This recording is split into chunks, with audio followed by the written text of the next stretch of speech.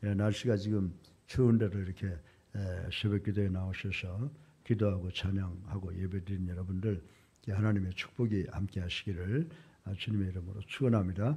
특별히 오늘 가정에서나 지방에서 해외에서 이 예배에 참여하는 모든 성도들에게 하나님이 함께 하셔서 여러분이 금년에 모든 문제가 해결되고 소원이 성취되고 복받는 한 해가 되고 국가가 안정을 찾아서 이제 정말 세계를 선도하는 그런 지도자적인 나라 그리고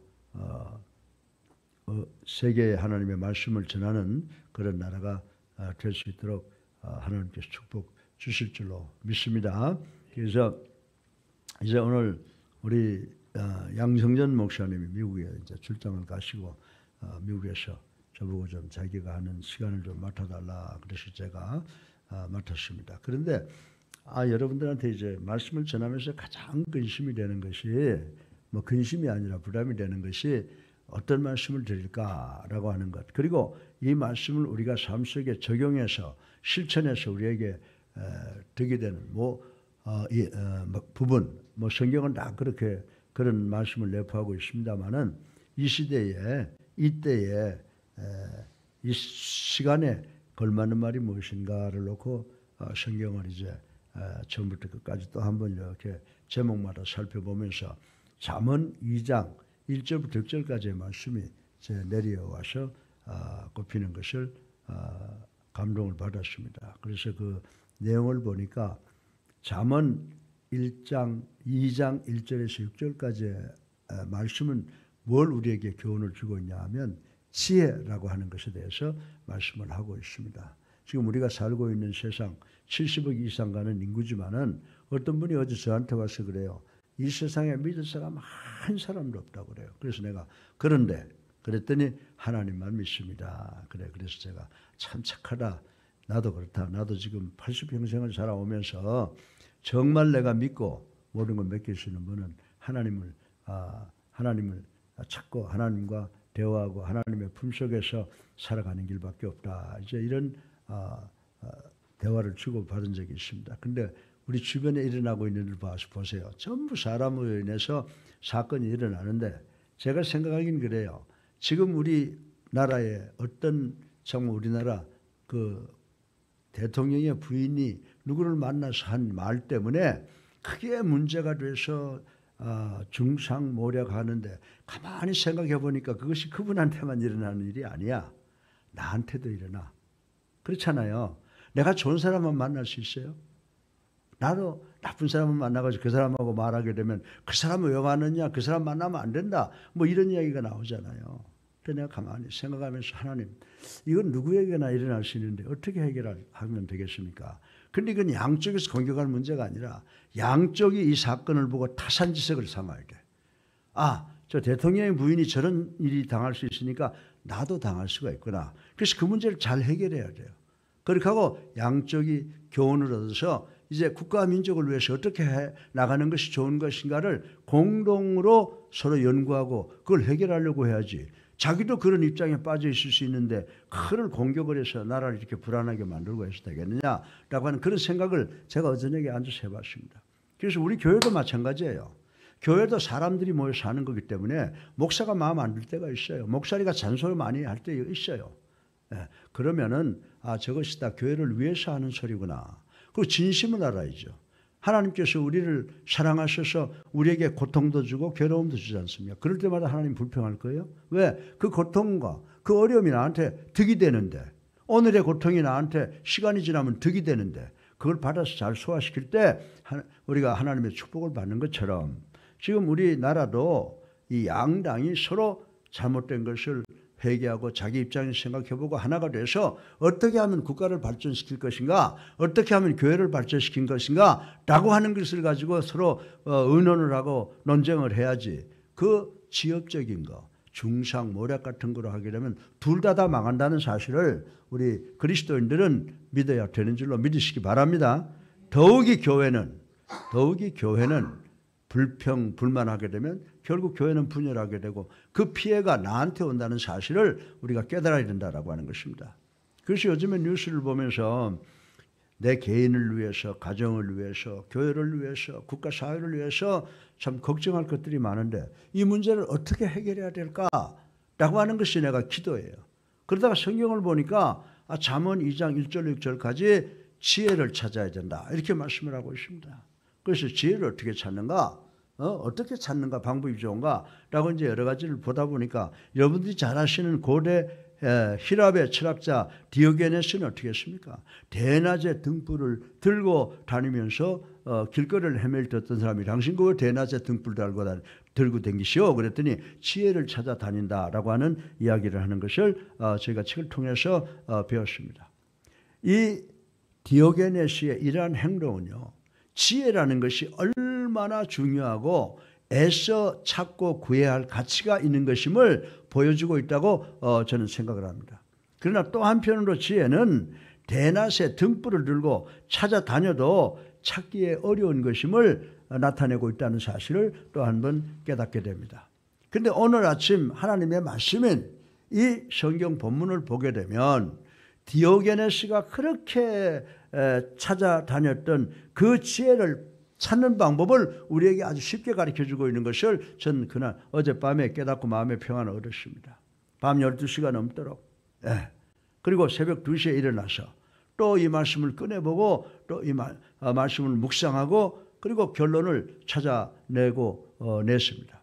그러면 이 말씀에서 우리에게 주는 지혜를 찾는 그 길이 어떤 것인지를 한번 살펴보고 우리 은혜 받기를 주님의 이름으로 축원합니다. 지혜는 여러분이나 나같이 조불한 머리를 찾는 게 아니에요. 여러분들 인간의 머리는 다 한계가 있어요. 보세요. 어떤 사람이 이야기하는 거 그거 멋있다 그래 또 딴 사람이 이야기하면 그게 더 멋있는 게 나오고 정말 그게 궁극적인 지혜가 되지 못한다라고 하는 것입니다. 그러면 하나님의 말씀을 우리가 찾아보면 하나님의 말씀을 통해서 지혜를 찾는데 그 하나님의 말씀을 통해서 찾는 지혜를 어떻게 찾을 것인지 라고 하는 것을 간단하게 세 가지로 여러분들에게 말씀을 드리려고 합니다. 첫 번째 오늘 본문을 보니까요. 다른 데 가서 찾지 말라는 거예요. 등불을 들고 헤드라이트를 켜들고 전등을 켜들고 아무리 댕겨도 참 지혜는 찾을 수가 없다는 것입니다. 지혜를 얻으려면 먼저 하나님의 말씀으로 들어가야 된다라고 이렇게 이야기를 하고 있습니다. 사랑하는 성도 여러분, 하나님이 멀리 계시는가요? 하나님 멀리 계십니까? 눈에 보이지도 않는데요. 그런데 하나님은 어떤 분이라고 그랬어요? 성경이 무소부재하시다 그랬어요. 그럼 여기도 계시고 저기도 계시고 어디 다 계신다는 거예요. 쉽게 말해서 하나님은 멀리 계시는 분이 아니시고 또 하나님의 말씀은 멀리 있는 것이 아니다라고 하는 것이에요. 하나님의 말씀은 여기 계시잖아요. 옆에. 아멘이죠. 이 하나님의 말씀은 멀리 있는 것이 아닙니다. 우리가 어떤 또 이 성경 말씀을 보면요, 특별한 신비한 체험을 하는 것도 아닙니다. 하나님의 말씀이 지혜인데 이 지혜의 말씀은 성경 말씀이고 우리와 함께 다 있다라고 하는 거예요. 여러분들 내가 기분 나쁘다고 함부로 패받쳐 보세요. 반말은 뭐가 들어요? 쥐가 듣고 낱말은 새가 듣는다고. 그게 일파만파가 돼서 나의 개인을 깨트리고 내 가정을 깨트리고 내 교회, 내 직장을 다 깨트리게 된다라고 하는 것입니다. 그런데 하나님의 말씀은 뭐라고 그랬어요? 하나님의 말씀은 우리가 가지고 있는 모든 문제를 해결할 수 있는 그런 말씀을 주신다는 거예요. 그래서 여러분들 제가 설교 준비도 하고 또 책 읽는 걸 좋아하니까 벨기에 극작가인 메텔 롤링이라고 하는 사람이 여러분들도 아시잖아요. 파랑새라고 하는 책을 썼잖아요.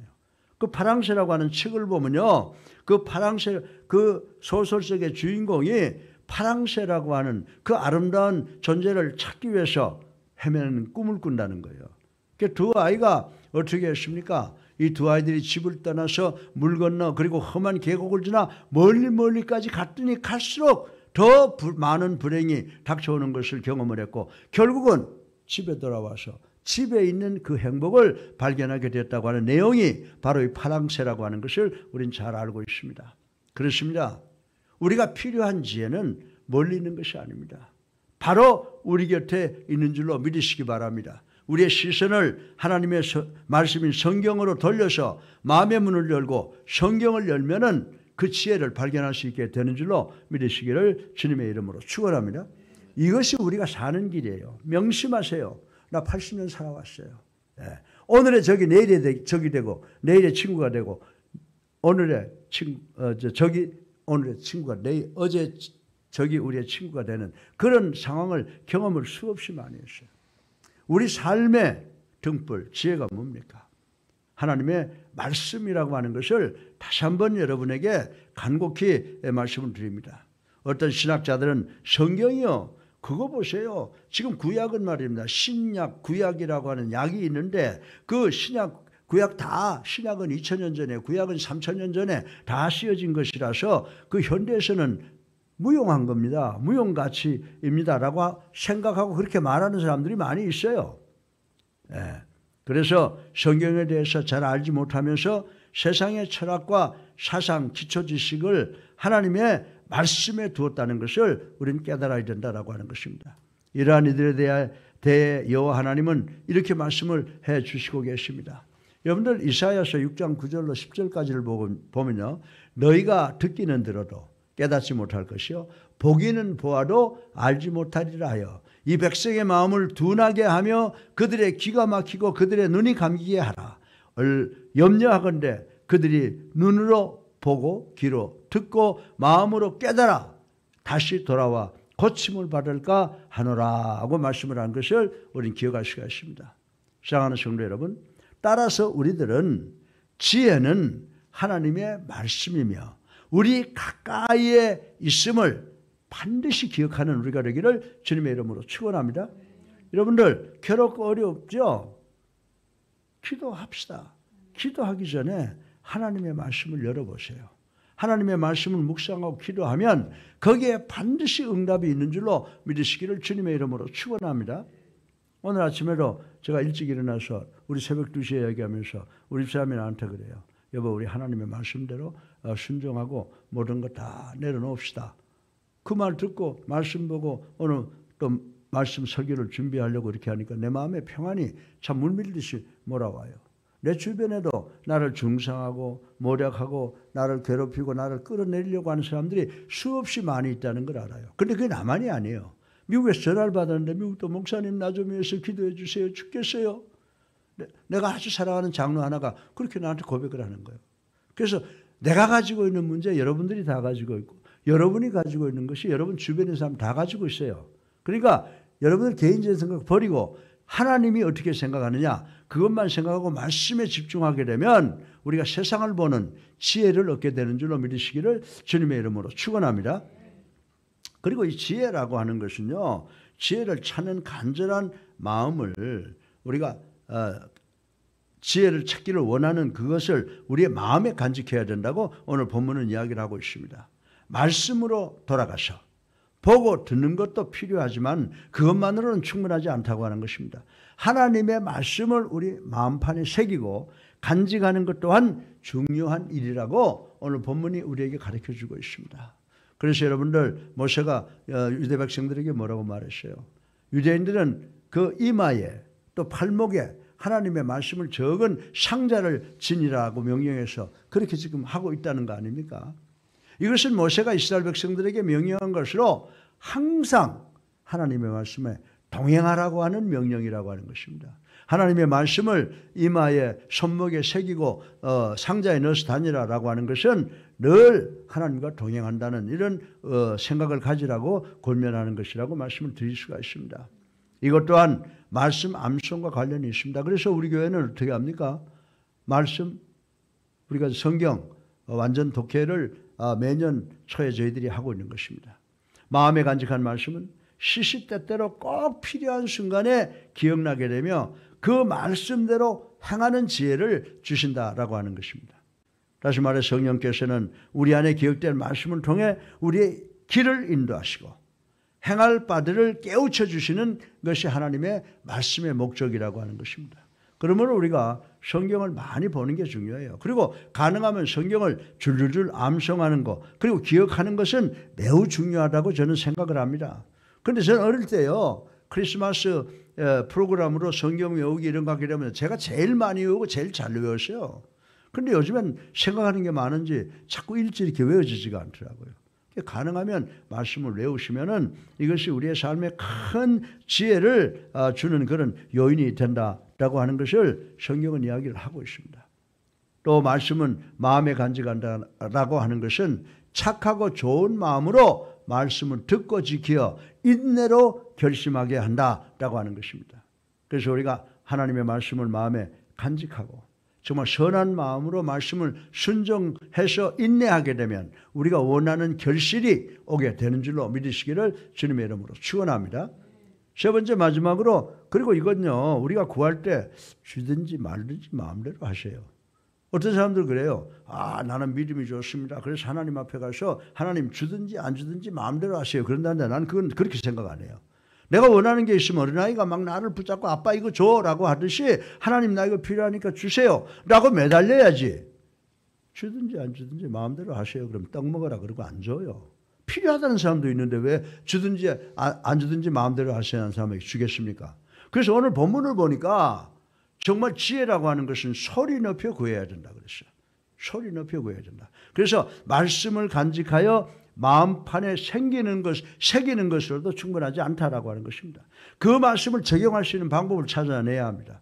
기독교의 진리가 다른 종교와 다르며 비교할 수 없이 탁월한 것은 내적 깨달음과 통찰에서 그치는 관념적인 것이 아니라 그리스도의 부활과 그 능력으로 인해서 하나님의 사랑을 덧입고 이 땅에 하나님의 나라를 이룩하는 변혁하는 파워가 있기 때문인 줄로 믿으시기를 바랍니다. 그래서 우리가 이 지혜를 소리 높여 구해야 된다고 하는 것입니다. 다시 말해서 진리를 바른 성도는 부활신앙의 역동성을 힘입어 계속적으로 하나님을 알아가며 동시에 세계 속에 드러난 하나님의 뜻과 하나님의 섭리와 자기 개인의 삶에 드러난 하나님의 계획을 실천시켜 나가는 것이라고 성경은 이야기를 해주고 있습니다. 그러므로 우리 사랑하는 성도의 생활은 진리 안에서 끊임없이 새로워지는 변혁이 일어나야 된다고 하는 것입니다. 어제의 생각이 또 구태의해지게 지지앉아서 불평불만을 하게 되는 거예요. 그럼 또 그것을 회개하고 또 새롭게 내 마음을 변화시켜 나가야 된다고 하는 것입니다. 일정한 수준에 만족하는 삶이나 실천 없는 삶은, 정체되어 있고 고여있는 삶은 진정한 그리스도인의 삶이 있을 수가 없다라고 하는 것입니다. 그래서 우리가 늘 하나님을 경외해야죠. 그러나 우리는 회개가 먼저 와야 된다는 거예요. 왜냐하면 우리는 구태의인에 빠져서 죄를 또 지을 수가 있기 때문에 우리의 개혁을 위해서는 회개가 필요하다, 이렇게 말씀을 드릴 수가 있는 것입니다. 회개하고 또 새로운 그리스도인으로 또 거듭나고, 그렇게 해서 우리가 하나님이 우리에게 주시는 말씀이 부담이 되더라도 그것을 지키기 위해서 노력하고 순종하고 또 다른 구원, 지혜를 외치는 우리가 되어야 된다라고 하는 것입니다. 예수님께서는 적극적인 실천 없이 이론만 내세우는 바리새인들을 향해서 뭐라고 그랬습니까? 의식주의라고 그러고, 그리고 독사의 자식이라고까지 말씀하신 것을 우리는 기억할 수가 있는 것입니다. 여러분들, 그리고 이렇게 바리새인들, 실천 없는 바리새인들을 향해서 이사야 예언이 있습니다. 그 예언도 있고, 또 마태복음에는 우리 주님께서 뭐라고 말씀했어요? 15장 8절로 9절에 보면 이 백성이 입술로는 나를 공경하되 마음은 내게서 멀도다. 사람의 계명으로 교훈을 삼아 가르치니 나를 헛되이 경배하는도다 하였느니라 라고 나무래신 말씀이 있습니다.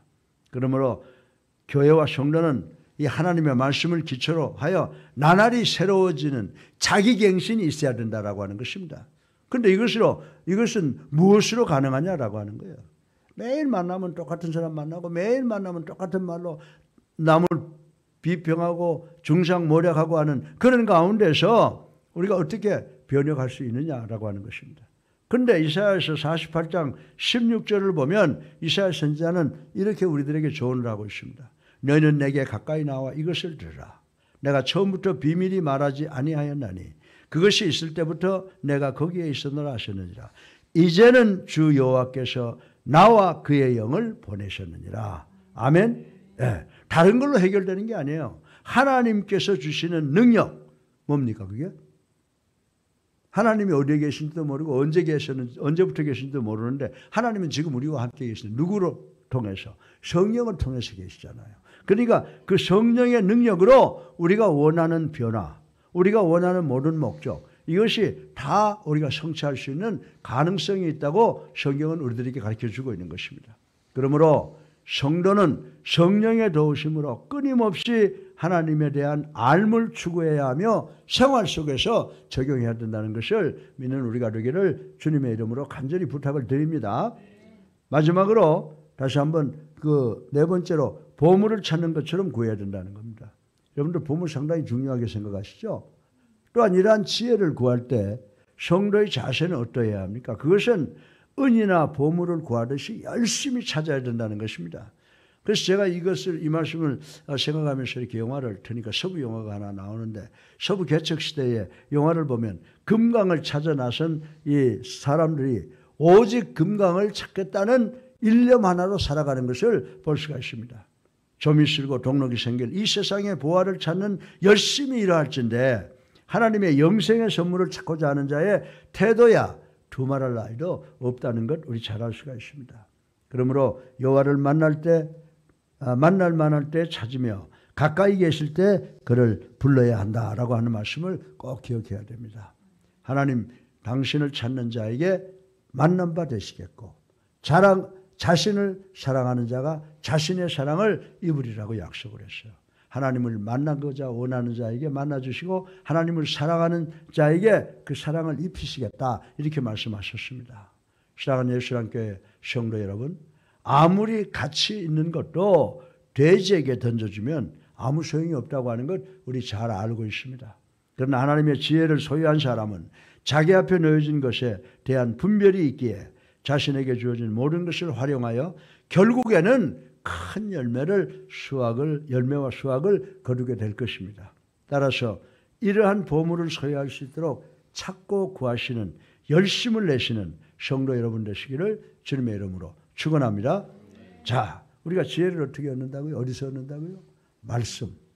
말씀을 통해서 얻게 되고 그리고 그 지혜를 마음에 간직해야 되고 그리고 소리 높여 구해야 되고 보물을 찾는 자세로 이 지혜를 구해야 된다라고 오늘 본문은 이야기를 해주고 있습니다. 이 말씀 꼭 기억하셔서 어렵고 힘들고 절망할 수밖에 없는 세상에 살지만 하나님의 말씀을 통해서 우리는 지혜를 얻어서 인내해서 우리가 원하는 모든 것을 성취하는 우리가 되시기를 주님의 이름으로 축원합니다. 사랑이 많으신 아버지 하나님 찬양과 영광과 존귀를 올립니다. 회개합니다. 아버지 하나님의 십자가 사랑 감사합니다.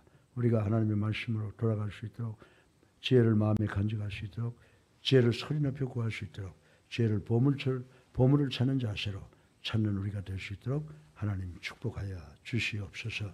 예수 그리스도 이름으로 감사하며 기도드렸사옵나이다. 아멘. 우리 다 같이 찬송가 200 몇 장이에요?